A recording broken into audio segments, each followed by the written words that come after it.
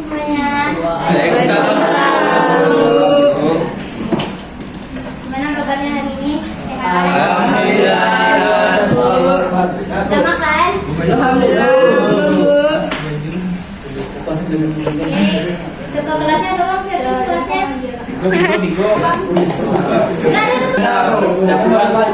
Belum dipilih, Bu. Ya, jadi sebelum mulai pelajaran kita berdoa dulu menurut kepercayaannya masing-masing ya. Yang Islam silakan berdoa.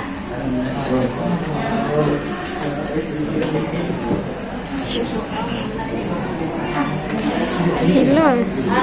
Pelajaran kita. Coba sekarang kita belajar apa? Ada Bu. Tahu, Bu. Kan malu masuk, Bu. Kan dulu kasih tahu, Bu. Ya, hari ini kita akan belajar mata pelajarannya itu pemrograman dasar. Sebab yang akan kita pelajari hari ini itu ada algoritma dasar atau dasar-dasar algoritma.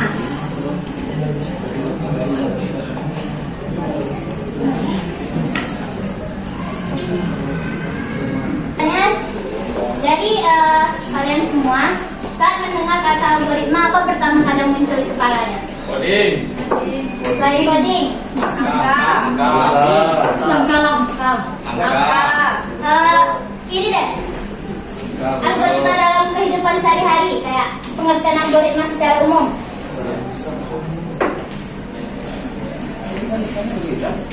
Ada yang tahu? Liputan, langkah. Oke. Jadi pengertian umum dari algoritma itu adalah suatu langkah atau sebuah urutan dari sebuah langkah-langkah logis dan sistematika untuk memecahkan suatu masalah. Jadi dalam memecahkan masalah kita perlu memerlukan algoritma yang logis dan sesuai dengan akal pikir manusia. Contohnya, misalnya kalian memasak nasi. Berasnya udah dicuci, udah dikasih air, tapi magicnya nggak dinyalain. Itu algoritma nggak? Enggak. Kenapa nggak? Berangkat. Itu langkah-langkah.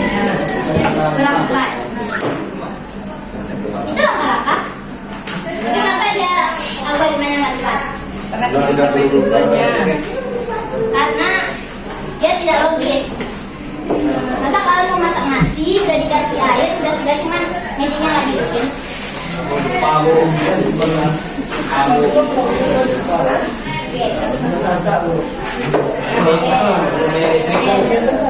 Itu urusan sendiri ya.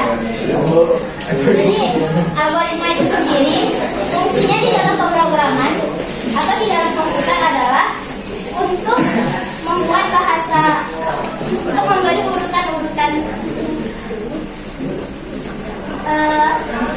memberikan langkah-langkah atau urut-urutan yang sesuai ke dalam bahasa pemrograman. Jadi dia mengubah, misalnya ada suatu masalah, kita ingin membuatkan programnya dengan algoritmanya tertentu. Kita harus memilih algoritma yang sesuai agar komputer itu dan program itu bisa digunakan oleh banyak orang. Karena di sini kita pelajarannya project atau praktek, ibu mau teman-teman semua bikin 5 kelompok. Terserah kelompoknya siapa aja. Intinya dari di sini silahkan bikin 5 kelompok. Ya. Oke, kelompoknya udah dibagi. Jadi di sini untuk prakteknya kita akan mencoba membuat sebuah algoritma tentang menghitung nilai nilai ujian akhir atau nilai UAS. Jadi nanti di situ pengguna itu bakalan menyebutkan nama, terus nilai bahasa Indonesia, nilai bahasa Inggris, dan nilai matematika.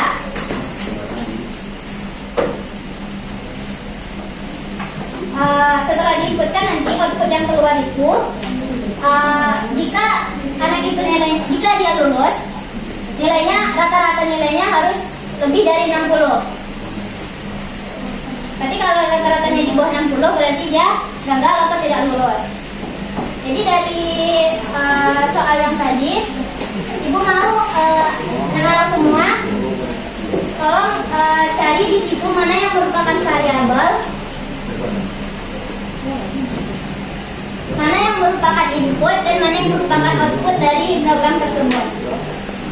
Agar ketika kita membuatnya ke dalam algoritma, kita bisa tahu apa yang harus kita inputkan, apa yang akan dihasilkan oleh outputnya ketika programnya jadi.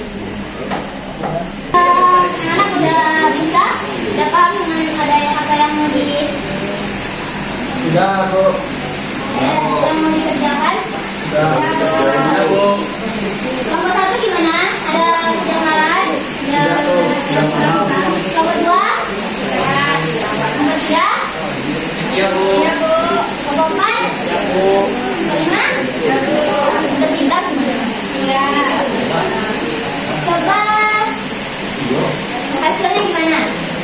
Ada bisa? Oke, Adil, silakan. Di sini hasilnya nanti kita akan menginputkan nama. Ya. Oke, Jason yang diinputkan tadi apa? Yang pertama kita menginputkan nama siswa atau nama kita, Bu. Itu di dalam codingnya ditulisnya pakai spasi atau gimana? Apa ya, Bu? Ini Oh sintaknya. ya, spasi, Bu. Tinggal pakai spasi. Berarti nama pakai spasi. Ya. Terus yang kedua, Setelah itu kita menginputkan nilai matematika, Bu. Kan soalnya ada nilai matematika.